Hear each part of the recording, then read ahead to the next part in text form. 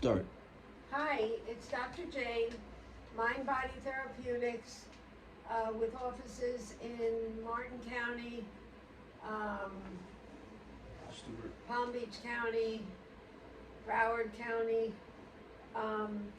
So what I have been asked to speak about is on something that is unfortunately getting more and more common. And that's on suicidal ideation and clinical depression. And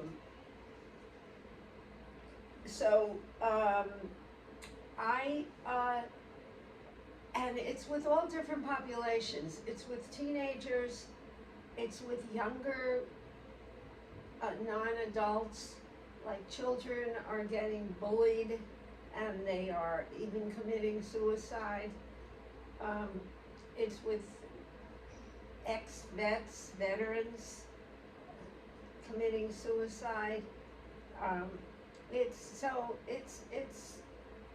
can happen across the board with any groups.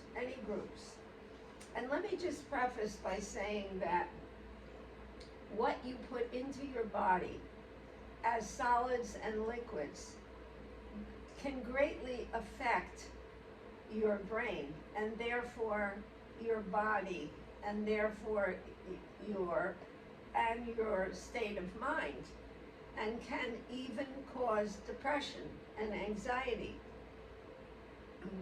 And let's not forget about medications that people are given that can make them suicidal.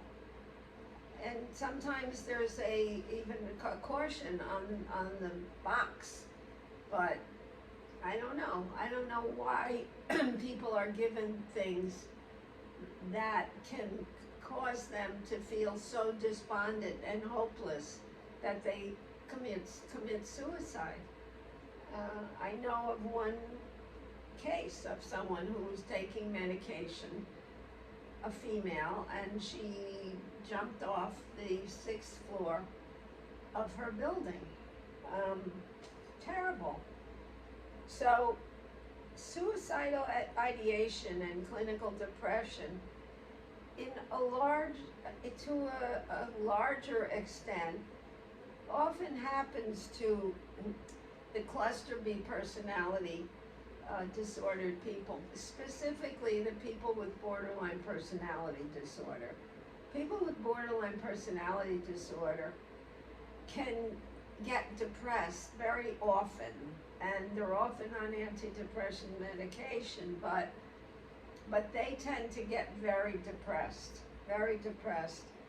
and they can, they take addictive things, they can become addicts, and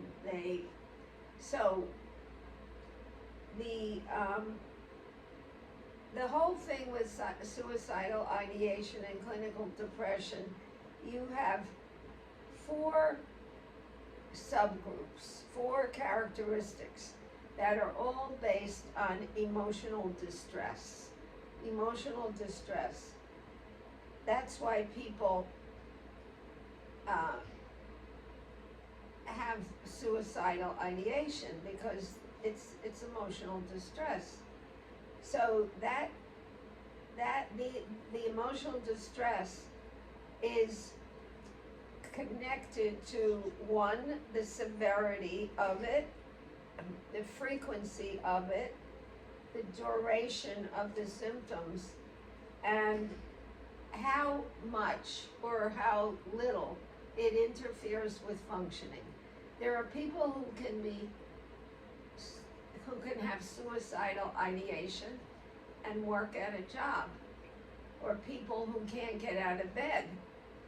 They just can't do anything, and that's bad. When you can't even get out of bed, you know that it's serious. And I'm not talking about the mood disorder of bipolar disorder, where you can go through periods where you are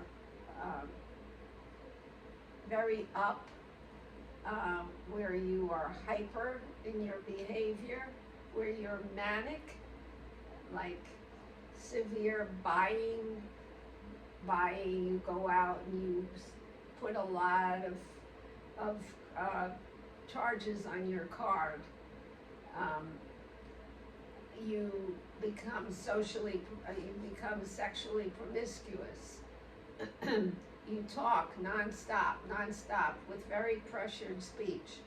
That's when somebody is manic. I know somebody who had bipolar disorder, who in her manic stages made millions of dollars as a salesperson. She didn't sleep for days, and she just nonstop could talk. And yes, she was very sexually promiscuous. So it's how severe, how frequent. So we have the mania, and then if it's bipolar disorder, and then we have the depressive episodes where it can get very serious. You feel very down. You feel suicidal, and that's the period in the bipolar disorder when you're in the depressive stage, when you can have suicidal ideation. So, and how long do the symptoms last? Well, if the manic stage lasts for, I don't know, a month, 2 months, and then the depressive stage can last for 2 months, 3 months, and you're going constantly up and down. But let me just interject again that what you put into your body as solids and liquids can help or hurt any emotional distress or any emotional anything that you could feel or you are feeling. So emotional distress or pain, and people also can become hopeless, to feel hopeless, has with it depression, anxiety, and intrusive negative thoughts, and also panic. You can feel panicky. You feel like you're in a panic and you're fearful. So how do people become have suicidal ideation? Well, it comes often from early abuse. Early abuse. The younger the age of the brain of the child, the more severe and the more profoundly they can become suicidally ideating and depressed. It comes from distortion in thinking. So there can be.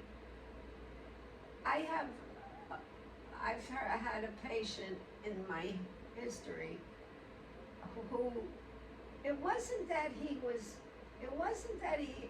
had good parents, but his thinking was so distorted, and he felt so guilty if he hurt somebody that he said, "How can I live if I've hurt somebody?" I said, whoa, come on. Everybody can get hurt. He just couldn't put anything in proportion. So like I said, you have suicidal ideation when you are in emotional distress or pain, and it comes from abuse. Often it's sexual abuse, and there's a great distortion in your thinking. Sometimes if you've been abused sexually or otherwise, you feel like you were complicit in the abuse, and that can lead to very severe depression, or you feel shame. Or if it's sexual abuse and you were a little child, so when the sexual predator knows how to get a child to even like what he's doing. So, and then, I mean, sex feels good. So what's going to happen is the child is going to like having whatever's done to him or what he does to the other continue. And that leads to great guilt and the feeling that you're complicit and a lot of shame. And so just remember that it's not only the brain that holds memory, it's also the body that holds memory.